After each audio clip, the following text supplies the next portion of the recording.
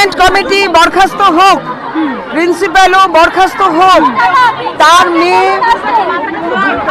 তার মেয়ের অ্যাডমিশন এমনি হয়েছে, স্টাফ রুমে সবাইকে সরিয়ে দিয়ে ঠান্ডা ঘরে মা মেয়ে গল্প করে, টিচাররা ঘুরে বেড়ায় এবং কোনো বাচ্চাকে কেয়ার করে না।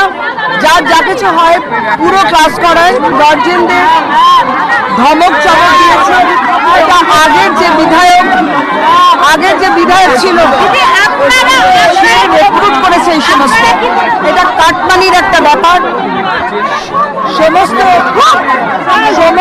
বই খাতা স্কুল থেকেই কিনতে হবে এবং 45,000 টাকা প্রত্যেকটা স্টুডেন্টের কাছ থেকে নেওয়া হয় এমনি আদার দেন অ্যাডমিশন এবং অন্যান্য।